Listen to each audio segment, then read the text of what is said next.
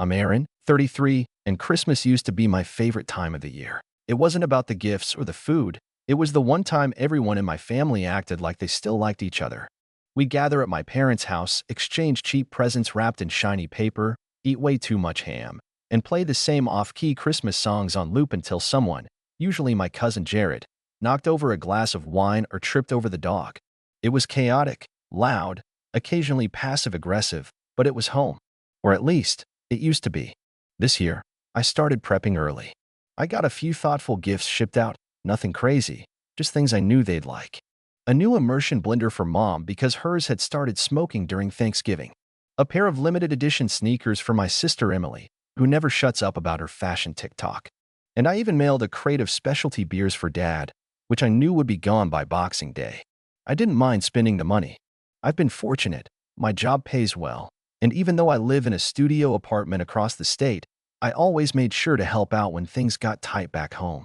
Rent, utility bills, car insurance. I'd sent more than a few quiet transfers when my dad would text something vague like, "Can you spot me till next Friday?" Always no fuss, no drama. Just family.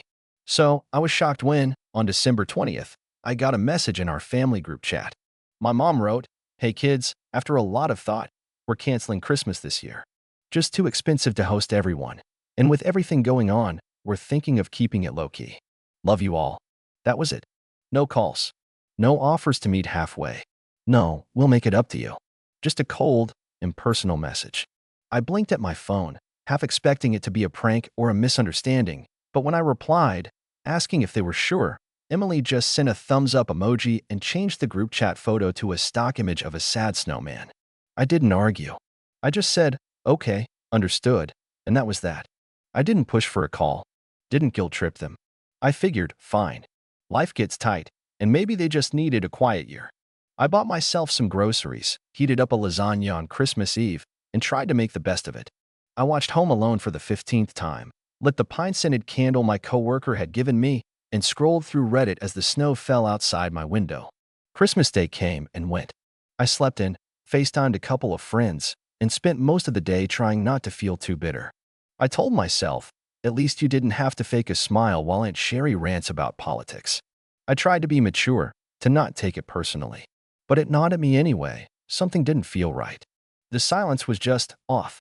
It wasn't until around 8 p.m. that night when my phone buzzed with a notification from Instagram. Emily had gone live. Out of curiosity, or maybe some twisted hope that she was just drinking wine alone and bored, I clicked it, and my stomach dropped. She was at our parents' house. The same house I had offered to help decorate just 2 weeks earlier. The living room was lit up like a Macy's display, twinkling lights, a massive Christmas tree, tinsel strung across every wall. A DJ booth was set up near the fireplace, of all places, and people were dancing with plastic cups in hand. There were at least 30 people in that house, laughing, shouting, cheering as they toasted champagne. "Merry Christmas from the real crew," Emily shouted into the camera, panning across the room. I spotted my cousins, my aunts and uncles, even Jared, who was already red-faced and slurring his words. Someone popped a confetti cannon, and the streamers flew across the room in a burst of gold. I stared at the screen, my thumb frozen over the leave button. So it wasn't about money. It wasn't about things being tight. It was about me. I don't know how long I sat there. Probably too long. Long enough for the lasagna to go cold. Long enough for the candle to burn halfway down. I didn't cry. I didn't scream. I just sat still, stunned, letting the quiet betrayal sink in. I'd been cut out. Silently, cleanly, and without any explanation. The next morning, December 26th, I got a text from Dad. No hello. No Merry Christmas. Not even a question about how I was doing. Just, "Can you send over the $3,100 for January? Need it by tomorrow if possible." That was it. No mention of the party. No apology. No attempt to lie or even pretend things were normal. Just a cold, dry request for money, as if I was a walking ATM with no memory. And something in me just snapped. I stared at the message for a long time. Then I opened my banking app and started scrolling. I pulled up every recurring payment I had tied to them. The rent I'd been covering on the second property my dad had temporarily moved into. The cell phone plan Emily was still on. The Spotify family account I'd been paying for. Even the utilities, gas, electric, internet. All of it was under my name. All of it was on my dime. I paused for a second. Not out of doubt, just to make sure I wasn't acting out of rage alone. But no, this wasn't impulsive. This was overdue. I replied, lose my number. I don't fund liars. Then I blocked his number. Then I shut down every single transfer, autopay, and linked account. I made the rounds with every service rep, every utility company, every bank associate, explaining the situation. One of them, Susan, from the gas company, even said, "That's awful. I hope you're okay." I told her, "I will be. Thanks." I didn't go nuclear. I didn't post a rant online or call to yell. I just cut the cord. Quiet. Clean. Just like they had done to me. By 7:43 a.m. the next day, my phone had 53 missed calls. I didn't answer any of them, but I did listen to one voicemail. It was my mother. Her voice was shaky. "Please, call us. There's been a misunderstanding. Just, please call." I didn't delete the message. I didn't respond either. Because for the first time in years, I finally felt like I had the upper hand. And I wasn't done yet. I didn't respond that morning. Not that day. Not even the next. Every few hours, my phone would buzz, blocked numbers, anonymous voicemails, even a few desperate DMs from extended family members I hadn't spoken to in years. One of my cousins wrote, "Hey man, you didn't miss much. It was just thrown together last minute. No big deal." I didn't even dignify it with a reply. I just screenshotted it and added it to a folder I'd started on my phone titled Evidence. Because I wasn't just walking away, I was making sure they never did this again. By the end of December, the fallout had officially begun. The phone plan was deactivated. Emily made a dramatic post about how some people just love ruining Christmas and hinted at a betrayal within the family. A few of her followers offered sympathy. Most didn't care. She tried messaging me directly a few times, but her messages bounced. She forgot she was blocked. Then came Dad. I got an email, his last resort. Subject: urgent. Please, Aaron, just talk to us. It was long, winding, full of phrases like, "You've always been sensitive," and "You're blowing things out of proportion." He didn't mention the lie, didn't mention the party, just said they were in a really tough place right now financially, and how they trusted me to be there for them, like always. He signed off with, "You're still our son. Family comes first." I almost laughed. So now family comes first? I closed the email without replying, but something about that last line stuck with me. Family comes first. I kept hearing it over and over, like a slogan they'd only remembered after things stopped going their way. And maybe it would have ended there, just the quiet satisfaction of cutting off the lifeline they assumed would always be there. But then my bank flagged an unusual login attempt. At first, I thought it was phishing. But after a quick call, they confirmed it. Someone had tried to access my online banking from a known device, an old iPad I'd left at the house during a visit 2 years ago. I hadn't thought anything of it back then, but I'd never logged out. I stared at the report on my screen. Someone had tried 3 times to change the password. I knew exactly who it was. The next morning, I drove out. I didn't call ahead. I didn't warn them. I just showed up. Their house looked exactly like it always had. Christmas lights still hanging, drooping and half dead by now, with a plastic Santa slumped sideways on the lawn. I parked across the street and just sat for a moment. The windows were dark. No laughter. No music. Just silence. I rang the bell once. No answer. Then I knocked. Eventually, the door opened. My dad stood there in a wrinkled hoodie, hair unkempt, eyes tired, like he hadn't slept in days. "Aaron," he said, like he couldn't believe I was real. "Where's the iPad?" I asked. He blinked. "What? The one I left here. Where is it?" He shifted. "I don't. I mean, we haven't used it." "Maybe, Emily." "Save it," I said. "I know someone tried to access my bank. From that device. 3 times. He opened his mouth, then shut it. "I'm here to collect it. And then I'm done. For good." He didn't argue. Just turned and walked back inside. I stepped in after him. Just for a second. Just long enough to see the aftermath. The house was a mess. Trash still in the kitchen from the party. Empty bottles on the counter. The vibe was different now. Dead. Drained. Whatever joy they'd faked for Instagram had dried up the second the money disappeared. Emily came down the stairs as I was leaving. She looked like she'd been crying. She opened her mouth, probably to deliver some half-baked apology or excuse, but I didn't stop walking. I didn't care anymore. I grabbed the iPad off the living room table and walked out. "Wait, Aaron, can we talk?" she called after me. "Just 5 minutes. Please." I turned at the door. I gave you 5 years, I said. We're even. I left, got in the car, and didn't look back. Back at home, I reset every password, disabled every device, and called my lawyer friend. Not to sue them, just to get a few things in writing. I wanted everything airtight. No way for them to sneak back in. No loopholes. A few days later, I got another email. Subject, apology. This one was shorter. Just a few lines. My mom this time.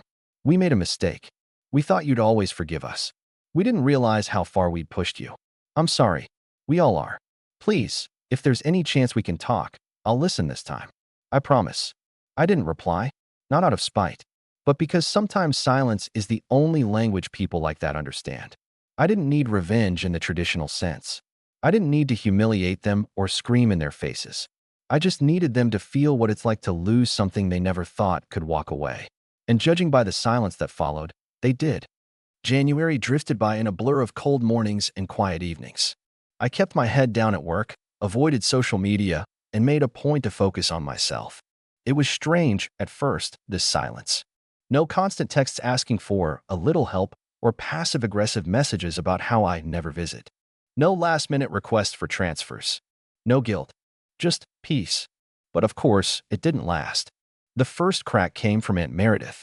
She called from a number I didn't recognize, and when I picked up out of curiosity, her voice came through tight and sharp, like she'd been holding back. Aaron, she said, I'm just calling to say, I'm disappointed. I didn't respond. I waited. Whatever happened between you and your parents is one thing, she went on, but you don't turn your back on family, especially not when they're struggling. I kept my tone even. Meredith, did they tell you why I stopped helping? She paused. They said you had a meltdown over not being invited to a last-minute party, that you're blowing things out of proportion. I let out a slow breath. Did they also tell you I've been paying their rent for nearly 3 years? That I've covered Emily's phone bill, Dad's gas, and Mom's grocery deliveries while they were posting selfies with champagne?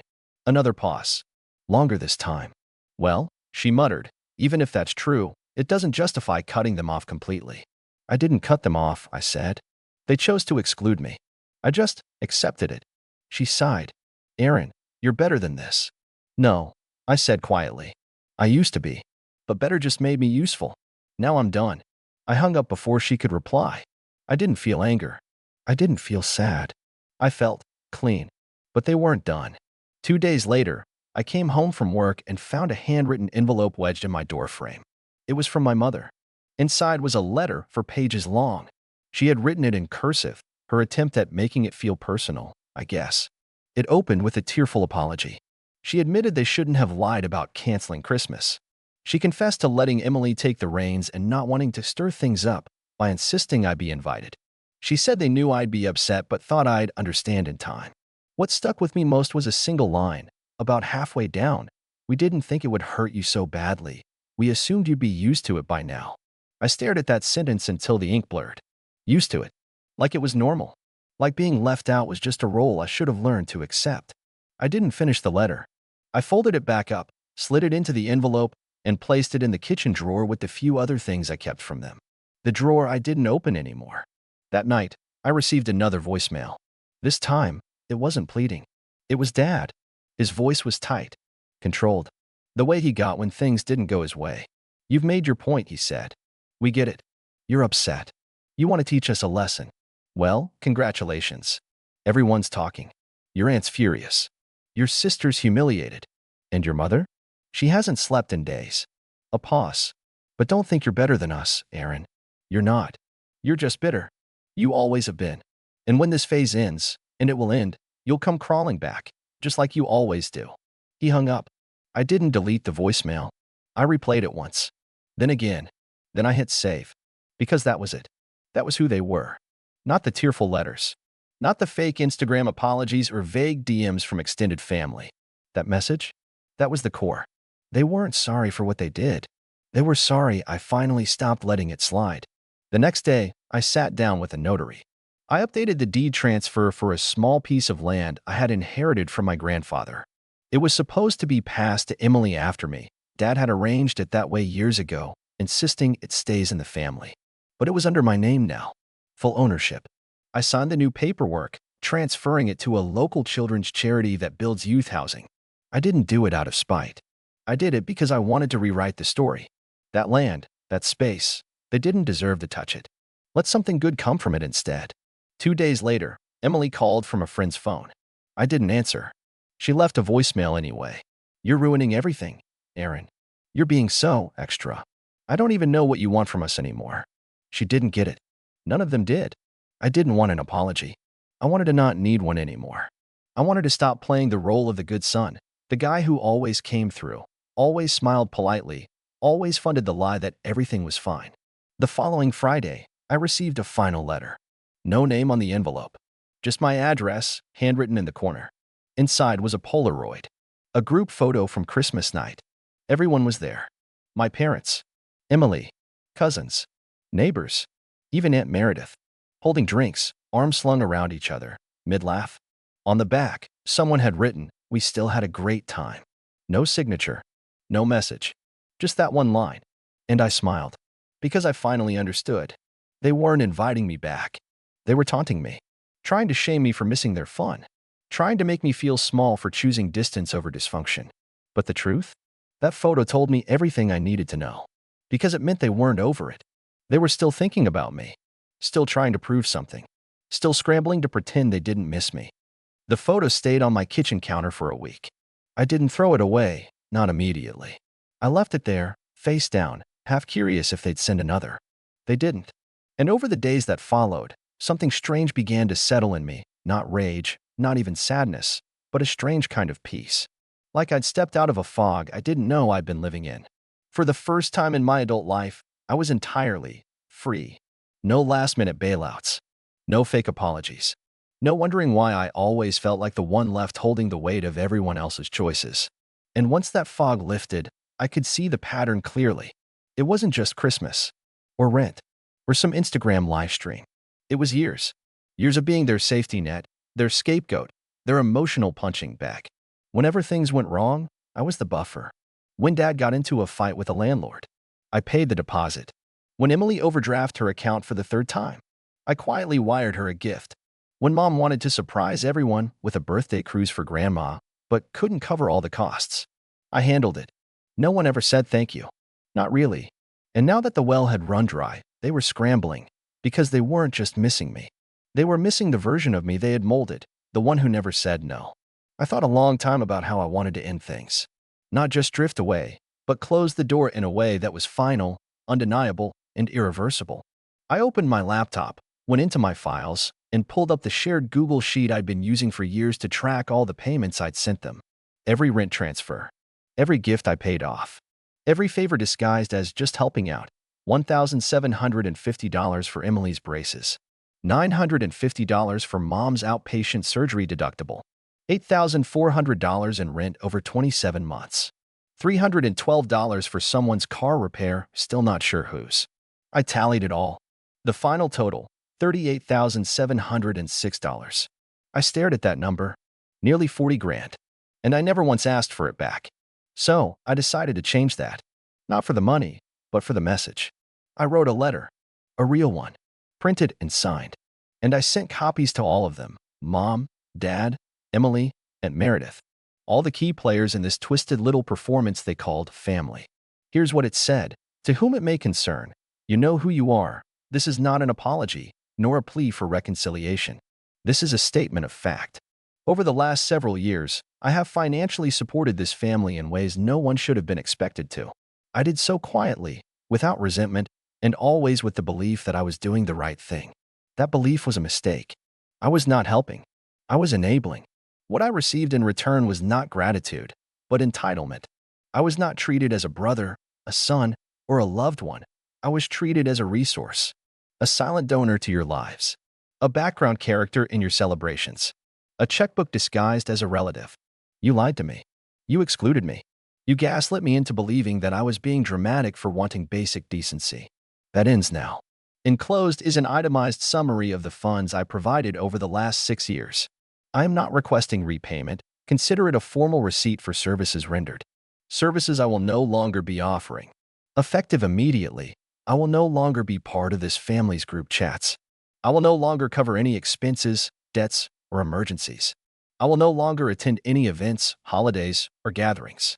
I will no longer be spoken of as the one who turned his back. I didn't. You closed the door first. Please do not contact me unless it is to acknowledge this letter and take full responsibility for your actions, without excuses, without spin, and without expecting anything in return. I have changed the locks on every door you used to slip through. I suggest you do the same for your own homes and your own hearts.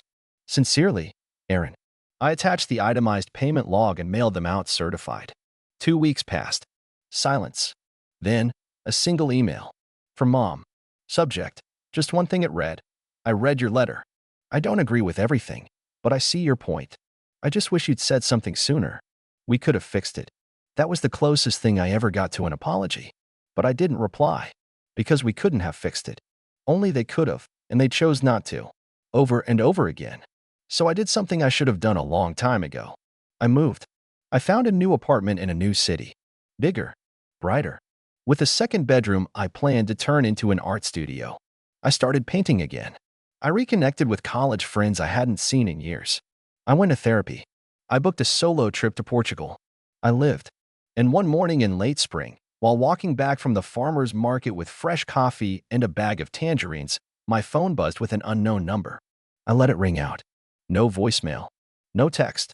And I didn't care. Because I knew they were still chasing the version of me they had created. But I had finally become the version of me I wanted to be. The kind who knew his worth. The kind who knew silence isn't weakness, it's clarity. The kind who doesn't chase people who only remember his name when the bills are due. That Christmas may have been canceled, but my peace was just beginning.